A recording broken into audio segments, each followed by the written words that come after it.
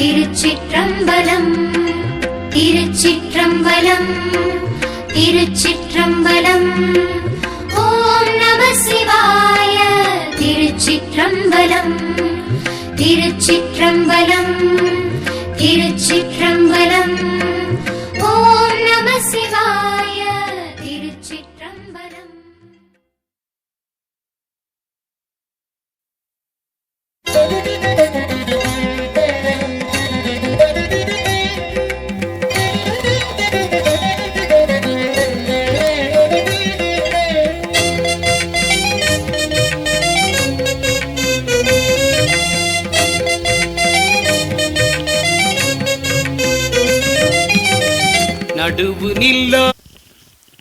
அனைவருக்கும் இனிய காலை வணக்கங்கள். ஓம் திருமூலர் திருவடிகள் போற்றி போற்றி. திருமந்திரம் 4ஆம் தந்திரம் 8வது அத்தியாயம் ஆதார ஆதேயம் 1190. ஆரம்பிச்சிடலாம். நன்றி. திருச்சிற்றம்பலம். திருமூலர் திருவடிகள் போற்றி போற்றி. திருமூலரின் திருமந்திரத்தில் 4ஆம் தந்திரத்தில் 8வது அத்தியாயம் ஆதார ஆதாயம் பாடல் 1194 பார்த்துக் கொண்டிருக்கின்றோம். பாடல் ஒலிக்கின்றது. முத்து வதனத்தி முகந்தொரு முக்கண்ணி சக்தி சதிரி சகளி சடாதரி பத்து கரத்தி பராபரன் பைந்தொடி பித்தகி என்னுள்ள மேவின்றாளே.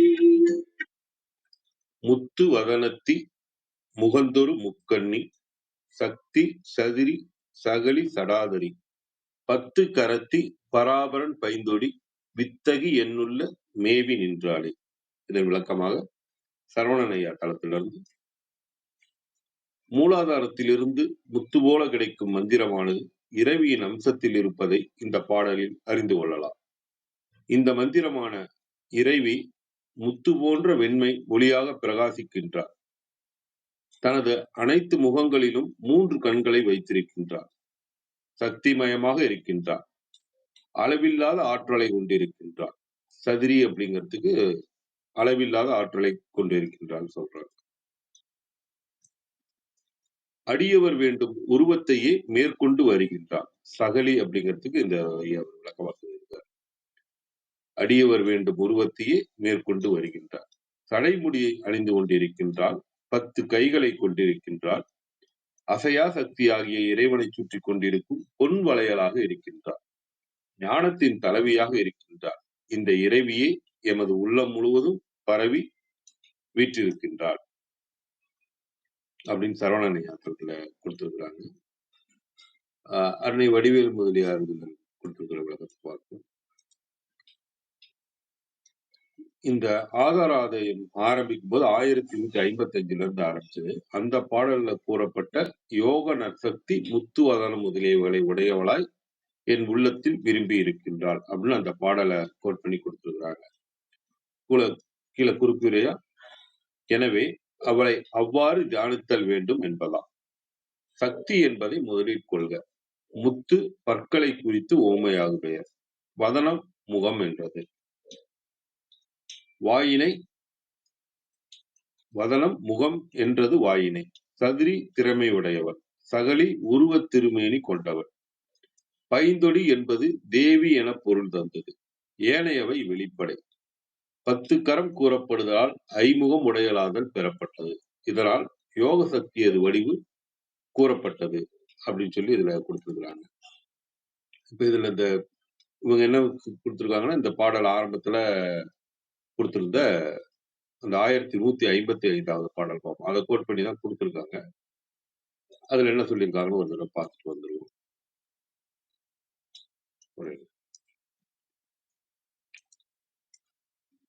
நாளிதழ் ஆறில் விரிந்தது 90 தானிதழ் ஆனவை 44 பாலிதழ் ஆனவள் பங்கய மூலமாய் தானிதழாகி தரித்திருந்தாளே.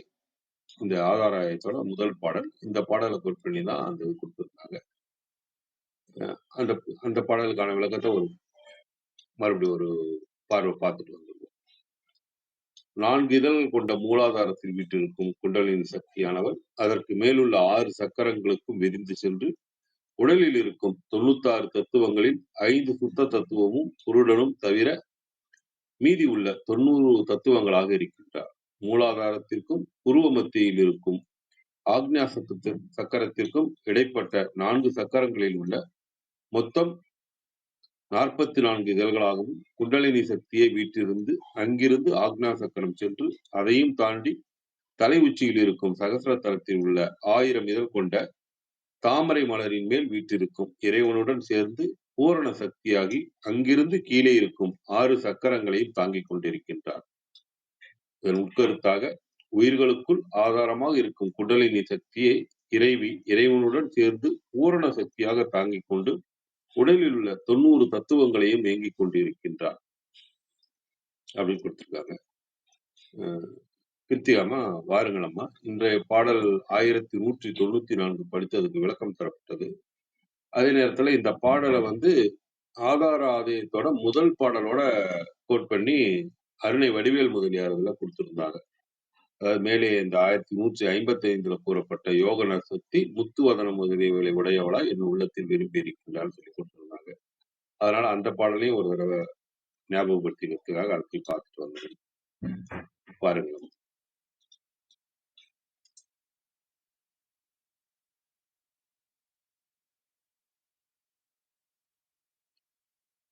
ஆமா, கிருத்திகமா இருக்கீங்களா?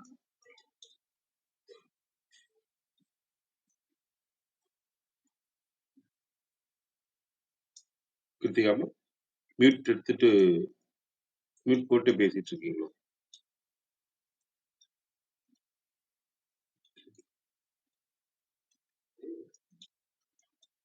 ஆமா, கிருத்திகாமா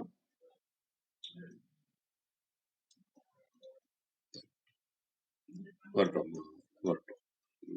இந்த இன்றைய பாடலை படிக்கும்போது முத்து வதனத்தி முகம் தொரு முக்கண்ணி சக்தி சதிரி சகலி சடாதரி 10 கரத்தி பராபரன் பைந்தொடி வித்தகி என்னுள்ள மேவி நின்றாளே. இந்த பாடலை படிக்கும்போது எனக்கு வந்த ஞாபகம் அபிராமி அந்தாதியில 50வது பாடலா நாயகி நான்மிகி நாராயணி கை நெளிஞ்ச பஞ்ச சாயகி சாம்பவி சங்கரி சாமலை சாதி நச்சு வாயகி மாலினி வாராகி சூழினி மாதங்கி என்று ஆயகி ஆதி உடையால் சரணம் அரண் நமக்கே அப்படிங்கிற பாடல் தான் எனக்கு நினைவு வந்தது. அம்மா கிருத்திகாமா ஐயா, நான் பேசுறது கேக்குதுங்களா யாருக்கும்? அழகேசன் ஐயா, செல்வராஜ் ஐயா, திவாகரன் ஐயா.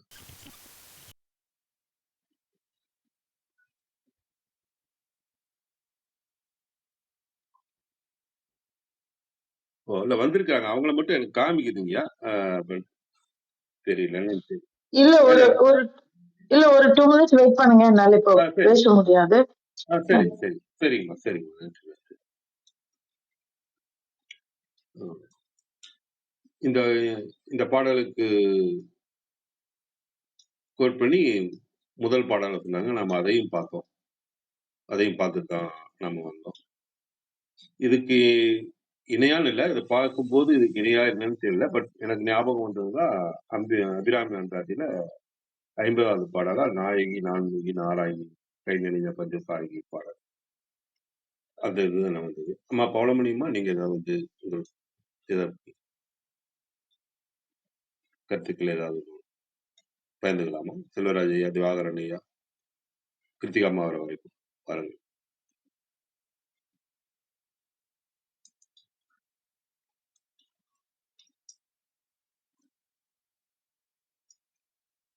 சரி, அம்மா வர வரைக்கும் ஒரு இரவு படிக்கிறேன். ஒரு ஆர்டிக்கல் படிக்கிறேன். கர்மானம் எனும் சொல் பகவத்கீதையில் வருகிறது. கர்மயோக நியதிப்படி செய்யும் செயல்கள் கர்மானம் எனப்படும். கர்மம் என்பது செயல்.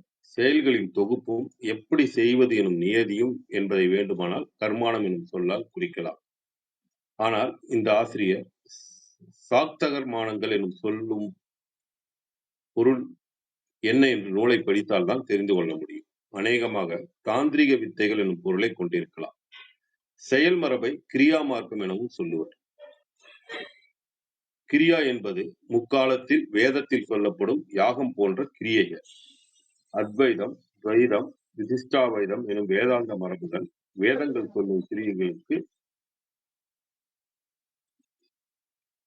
குறைந்த முக்கியத்துவம் கொடுப்பது முதல் நிராகரிப்பது வரை செய்யும். தாந்திரிக மார்க்கம் எனப்படும் சக்தியின் செயல் வழிபாடு அதர்வண வேதம் வந்த பின்னர் தான் தொடங்கிற்று. இறைவனை தனியாக பிரம்மமாகவும் சக்தி என்பது அவனது சக்தியாகவும் கொள்வது மரபு. செயல்பட முடிவு செய்யும் போது பிரம்மம் தன் சக்தியை பயன்படுத்துகிறது. சிவனும் சக்தியும் இரண்டல்ல என்பதும் அத்வைதம் கூறும். தீவிர சக்தி வழிபாடும் இந்து மதத்தில் உள்ள ஒரு வழிபாட்டு முறை.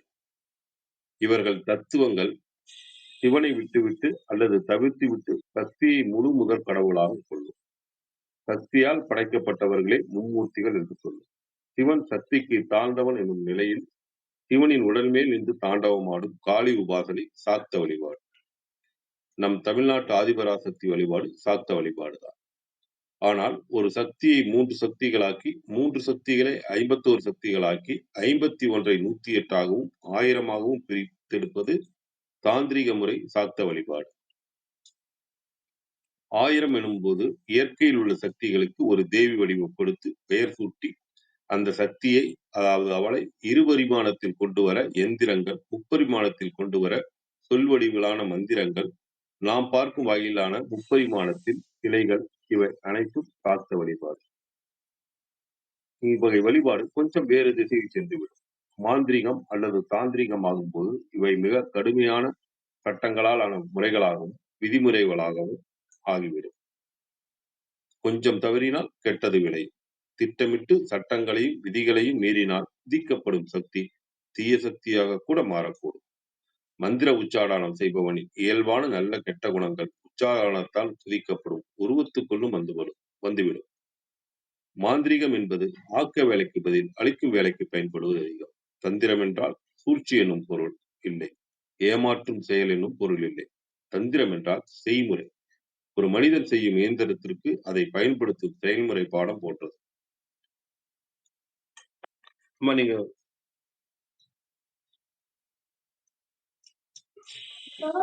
நன்றி நன்றி ரத்னாயா. நல்லா இருக்கு, நீங்க வாசிக்கலாம். ஆனால்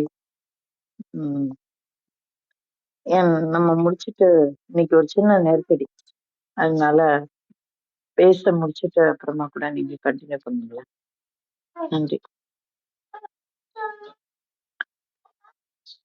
இன்றைய பாடல் 1194. முத்து வதனத்தி முகந்தொரும் முக்கண்ணி சக்தி சதிரி சகளி சடாதரி 10 கரத்தி பராபரன் பைந்தொடி வித்தகி என்னுள்ளம் மேவி நின்றாளே. இப்ப இந்த ஒரு வார்த்தைக்கு தான் இவ்வளவு. என்னுள்ளம் மேவி நின்றாளே யாரு நிக்கிறாங்க? முத்துவதனத்தை உடையவள், முகந்தொரும் முக்கண்ணியாக இருப்பவள், சக்தி சதரி சகளி சடாதரி 10 கரத்தி பராபரன் பைந்தொடி வித்தகி. இத்தனை அடைமொழி சொல்றாள். இவ்வளோத்தையும் சொல்லிட்டு அவள் என்னுள்ளம் மேவி நின்றாளே அப்படின்னு. இதுல என்ன முதல்ல புரிஞ்சுக்க வேண்டியது, நம்ம யார ரொம்ப பெருசா நினைக்கிறோம். நம்ம இப்ப இந்த இதுல யார வேணா நினைக்கலாம்னு வச்சுக்கோங்களேன். ஒரு சின்ன எடுத்துக்காட்டுக்கு நான் சொல்றேன். பிரதமர் என்னுடைய தோழர் அப்படின்னு சொன்னார். இதுல யாருக்கு பெருமை? பிரதமருக்கு பெருமையா எனக்கு பெருமையா அப்படின்னு கேட்டா எனக்கு பெருமை. ஏன்னா பிரதமர்ங்கிறவர் எல்லாரும் கொண்டாடக்கூடியவர். இந்த நாட்டுல இருக்கக்கூடிய அத்தனை கோடி ஜனங்களும் கொண்டாடக்கூடிய ஒருவர். அவர் எனக்கு தோழர் அப்படின்னா நான் எவ்வளவு புண்ணியம் பண்ணியிருக்கணும் அப்படின்ற ஒரு நம்முடைய தன்மையை சொல்றது. அப்போ என்ன சொல்றாரு? பித்தகி என்னுள்ளம் மேவி நின்றாளே, என்னுடைய உள்ளத்தை மேவி அவள் நிற்கிறாள் அப்படின்னா என்ன அர்த்தம்? மேவுதெல்லாம் நம்ம என்னன்னு பார்த்தோம். கலந்திருத்தல், பரவி இருத்தல், அது இதுவாக இருத்தல், அதெல்லாம் நம்ம பார்த்தோம். அப்ப அந்த மாதிரி என் உள்ளம் மேவி நிற்கிறாள். யாரு நிக்கிறாங்க? ஒன்னொன்னா அட்ஜெக்டிவ் வருது. முத்து வதனத்தி அப்படின்னா முத்து போன்ற வதனத்தை உடையவள். முகந்தொறும் முக்கண்ணி அப்படின்னா அவளுடைய அத்தனை முகத்திலும் 3 கண்கள் இருக்கிறது அப்படின்னு சொல்றாரு. சக்தி அப்படின்னா ஆற்றலை உடையவள். சதிரி அப்படின்னா அந்த ஆற்றலை திறம்பட செயலாக மாற்றுபவள். அதற்குதான் சதிரி அப்படின்னு பேரு. ஏன்னா ஆற்றல் இருந்தா மாத்திரம் போறாது. அதை திறம்பட செயலாற்றக்கூடிய தன்மையும் வேணும். அதனாலதான் சக்தி, சதிரி, சகலி அப்படின்னு சொல்றாரு. சகலினா உருவம். சகலம் அப்படின்னாலே சகலா திருமேனி அப்படின்னா உருவத்தை உடையது அப்படின்னு அர்த்தம். சடாதரி அப்ப அவள் நம்ம என்னமோ இவ்வளோ சொல்றோம். அப்போ அவ யாரு அப்படின்னாக்கா உருவத்தை உடையவளாக இருக்கிறாள். சடாதரி அப்படின்னா தன்னுடைய சடையிலே ஒளி கிரணங்களை உடையவள் அப்படின்னு சொல்றோம். நம்ம வேண்ட நாயினை பற்றி பார்க்கும்போது பார்த்திருக்கோம். ஒளிர்ந்த கிரணங்களை உடைய சடையை உடையவன். அப்ப கிட்டத்தட்ட நீங்க இத பாத்தீங்கன்னா அத்தனை செயலும் நம்ம இந்த பஞ்சகிருத்தியத்துக்கு உண்டான அத்தனை செயல்களும் இதுல அடங்கும். பராபரன் 10 கரத்தி, அது ரொம்ப முக்கியமான வார்த்தை. 10 கரத்தி அப்படின்னு சொல்றாங்க. அப்போ 10 கரத்தினா என்னது? 10 கைகளை உடையவள். கரம்னா கை. 10 கரத்தி அப்படின்னா 10 கைகளை உடையவள். வித்தகி அப்படின்னா யாரு அப்படின்னா பைரவி, தேவி, தேவியினுடைய பெரும் சக்தி அப்படின்னு நம்ம புரிஞ்சுக்கலாம். அப்ப பெரும் திறமையை உடைய இத்தகைய வித்தகி என் உள்ளம் மேவி நிற்கிறாள். எதுக்கு இவ்வளோ பேசி முடிச்சுட்டு எதுக்கு இந்த இடத்துல சொல்றாங்க அப்படின்னா, இத்தனை அவள் இப்ப நம்ம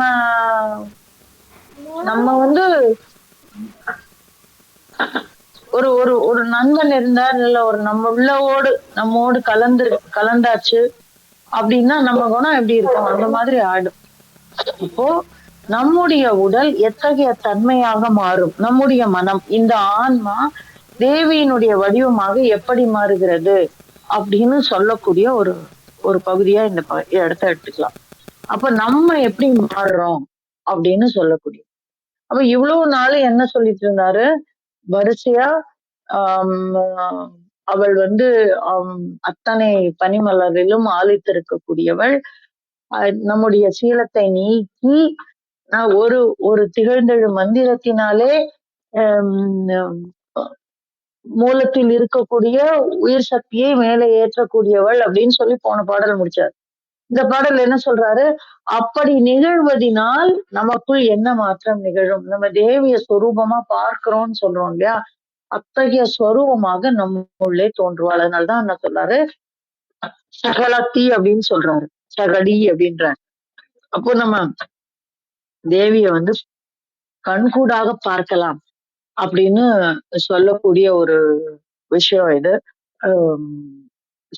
அதனால நான் பாத்துக்கிறேன். தேவியை கண் முன்னே நம்மால் காண முடியும் அப்படின்னு சொல்லக்கூடிய ஒரு விஷயமா இது இருக்கு. தேவி நம்மை எப்படி மாற்றுவாள்? நாமே தேவையாக எங்கனம் உணர்வது அப்படின்னு ஒரு ஒரு ஒரு என்ன சொல்றது, ஒரு குறிப்பை கொடுக்குறாரு இந்த இடத்துல. இப்ப யோசிச்சு பாருங்க, முத்து வதனத்தி முகந்தரும் முக்கண்ணி அப்படிங்கும்போது நம்ம எப்படி இருக்கோம்? நம்மளுக்குள்ள இருக்கக்கூடிய அந்த அகக்கண் திறக்கிறது. அதுதான் அந்த 3 கண். முத்து வதனத்தின்னா நம்ம முகம் எப்படி இருக்கிறது?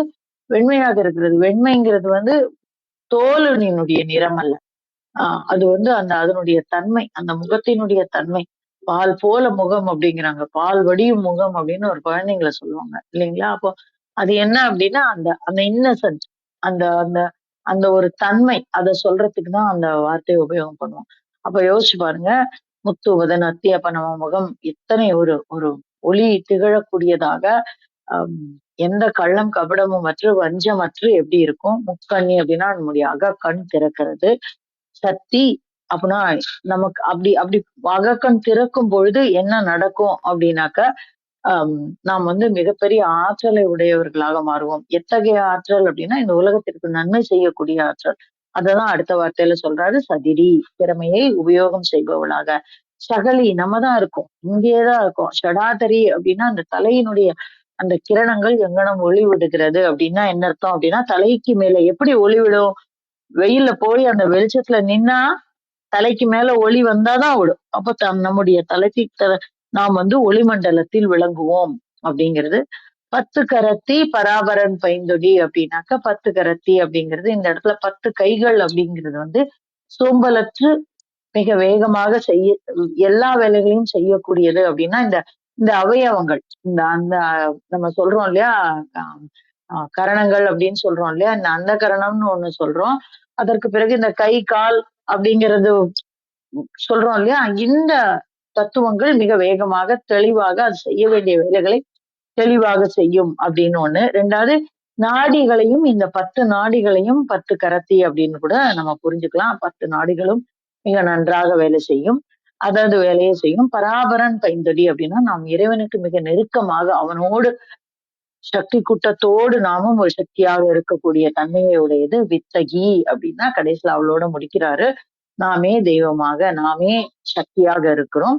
என் உள்ளம் மேவி நின்றாளே. அப்ப அவள் என் உள்ளம் மேவி நிற்கும் பொழுது நாம் எங்கனம் இருப்போம், எங்கனம் நாம் நம்மை சக்தியாக உணர்வது அப்படின்னு புரிஞ்சுக்கலாம் இந்த பாடல்ல. இது சொல்லும் போதே அப்படியே நமக்குள்ள இருக்கிற சூழலையும் மீறி உடம்புல அந்த உணர்வு தோணுறது இல்லையா. அதுதான் அந்த மந்திரத்தோட உணர்வு. அதை உங்களோட பகிர கிடைச்ச இந்த காலவேளைக்கு நன்றி சொல்லி என்னுடைய பகிர்வு தான். நன்றி. விந்தியம்மா வாருங்கள்.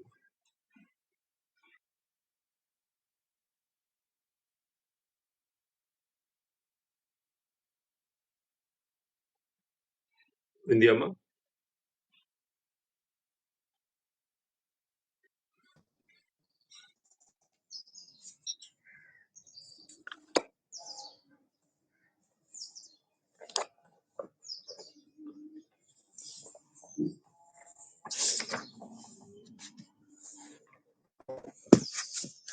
அனைவருக்கும் வணக்கம். அனைவருக்கும் வணக்கம். ஓம் சிவசக்தி போற்றி, ஓம் திருமூலரே போற்றி. 1194வது மந்திரம், வித்தக ஞான தலைவி. திருமந்திரம். முத்து வதனத்தி முகந்தொரு முக்கண்ணி, சத்தி சதிரி சகலி சடாதரி, 10 கரத்தி பராபரன் பைந்தொடி, வித்தகி என்னுள்ள மேவி நின்றாளே. திருமந்திரத்தின் பொருள், முத்து போன்ற முகமுடையவள், சூரியன் சந்திரன் அக்கினி மூன்றையும் 3 கண்களாக கொண்டவள், ஆற்றல் மிக்கவள் சக்தி, திறம் மிக்கவள் சதுரி, அருள் பாலிக்கும் திருமேனி உடையவள் சகலி, விரிந்த சடைமுடி உடையவள் சடாதரி, 10 கைகள் உடையவள், பரம்பொருளின் இடப்பாகம் கொண்டவள், ஞான தலைவி வித்தகி, அவள் என்னுள் பொருந்தி இருந்தாள். வதனம் இந்த சொல்லின் பொருள் முகம், கரம் கையை குறிக்கும். கழக வெளியீட்டில் உரையாசிரியர் உன்னதமான விளக்கம் அளித்துள்ளார். முத்து போலும் அருள் ஒளி வீசும் திருமுகத்தினை உடையவள், ஒவ்வொரு திருமுகத்தும் 3 கண்களை உடையவள், அறிவாற்றலள், திறமை மிக்கவள், உயிர்கள் உய்யும் பொருட்டு அருளால் திருமேனி கொள்பவள், விரிந்த சடையினை உடையவள், 10 கரத்தினை உடையவள். கரம் அப்படின்னா உரையாசிரியர் சொல்றாரு திருக்கை. ஏன்னா இறைவனை சொல்றப்போ திரு அப்படின்ற அந்த உயர்வு சொல்லத்தான் நம்ம சொல்லுவோம். திருனா செல்வம்னு அர்த்தம். சிவபெருமான் ஒரு கூற்றிலே மாறாது விளங்கும் ஒப்பிலா வளையலை அணிந்தவள், வியத்தகு காரணமாய் உள்ளவள். சக்தி நமக்கெல்லாம் வியப்பானவள் தான். அத்தகைய திருவருள் அம்மை எளியேன் உள்ளம் பொறிந்து நின்று அருளினள் என்று திருமூலர் தாம் உணர்ந்ததை தாம் அறிந்ததை மிக அருமையாக திருமந்திரமாக அருளி செய்துள்ளார். அவருடைய திருவடி போற்றி அவர் வழிகாட்டுதலின்படி நல்வாழ்வு வாழ்வோம். அனைவருக்கும் வழிகாட்டுவோம். அனைவருக்கும் நன்றி, வணக்கம். சிவசிவ திருச்சிற்றம்பலம். நன்றி வித்யாமா. மகேந்திரனையா அவர்களையா. இன்றைய பாடல் 1194 முத்துவதனத்தின் பாடல். தொடருங்களே.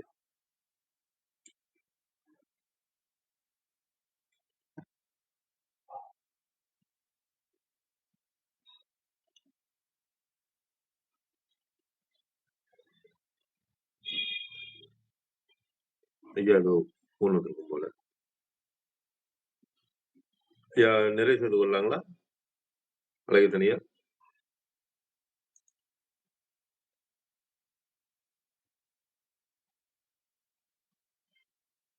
இல்ல, அவருக்கு போன் வந்திருக்கு. அவருக்கு போன் பேசிட்டு இருக்கு.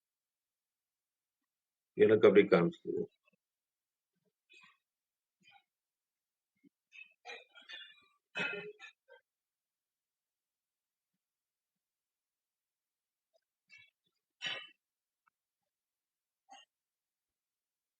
நன்றி. திருமந்திரம் கேட்க, ஓத, பயில, அறிவில் உணர்வில் தூய்மையும் ஆன்ம உணர்வும் துணிவும் சஞ்சலம் சங்கடமற்ற வாழ்க்கையும் சிவன் மீது உண்மையான உணர்வு விருதலும் கிட்டும். யாம் பெற்ற இன்பம் பெருகை வையகம் என்ற திருமூலரின் கூற்றுக்கிணங்க வந்திருந்து கருத்துக்களை பகிர்ந்து கொண்ட சான்றோர்களுக்கும் மெய்யன்பர்களுக்கும் மிக்க நன்றி.